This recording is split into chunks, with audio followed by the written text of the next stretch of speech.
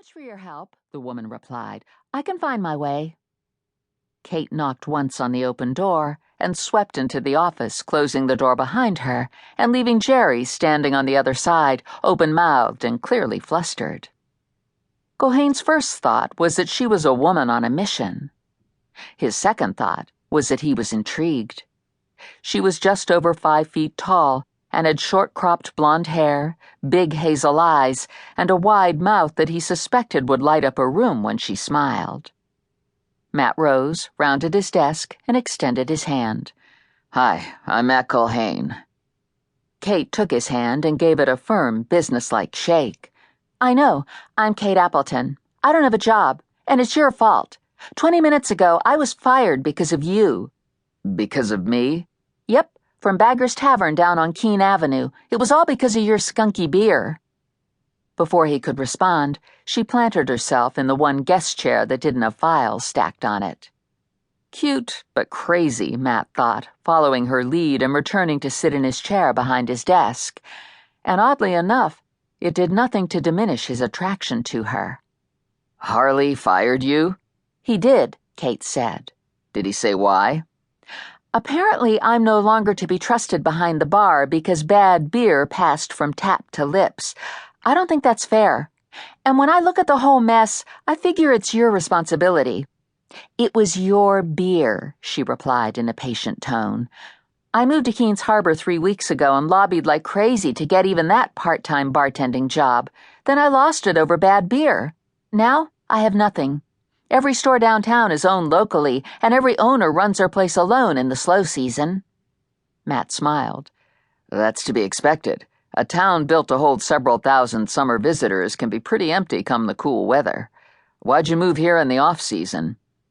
"Well, let's just say my options were extremely limited. I needed an inexpensive place to stay, and the mortgage payments on my parents' lake house are a heck of a lot less than any decent rental." Actually, she was a few months behind on the payments. Between her crapola job at Bagger's and the endless repairs on the house, her savings were pretty much gone. She talked to the bank, and they'd agreed to let her catch up over the next 6 months, but that was before they'd gone belly up. Kate drove the thought from her mind, replacing it with the happy memories that had inspired her to move to Keene's Harbor in the first place. "I'd spent summers here as a kid and loved it. I thought I could come up with some sort of job." Apparently she had some history around town, and she also looked to be in the general ballpark of his age. Still, it was no surprise their paths hadn't crossed earlier. He'd stuck with his townie pack. In his high school days, the summer girls weren't worth the snobbishness some of them had thrown at the locals while sunning on Lake Michigan's long stretch of beach. "So you're a summer person," he said. He wasn't into line drawing anymore, but he couldn't resist teasing just a little, trying to provoke the same little flush of emotion to her cheeks he'd seen when she first walked into his office. "Thanks, but I think of myself more as a citizen of all seasons." "Works for me. Where's your parents' place?" "It's on the lake about 2 miles north of town. It's old, big, and drafty, and it's a huge money pit. Which brings us back to the aforementioned skunky beer," she said, obviously trying to drive the conversation to a set destination. Matt was curious enough to give her the room to run. "I'll agree that Harley serves my beer, but I'm not going any further than that. The keg could have been bad for a lot of reasons, including dirty tap lines, bad tapping, or the fact that it was past its expiration date. But the bottom line is that I didn't tell him to fire you." "Just the same, honor compels that you give me a job." Another surprise bombshell. "A job?" "Yes, and I'm available to start immediately." Lucky me, he thought.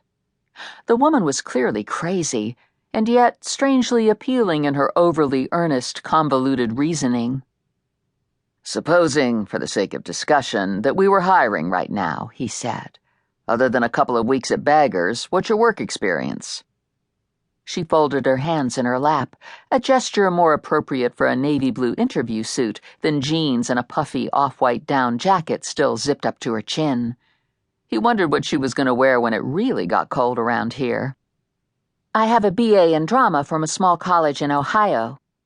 This time he couldn't fight back a smile. "I didn't ask about your education. I asked what you can do."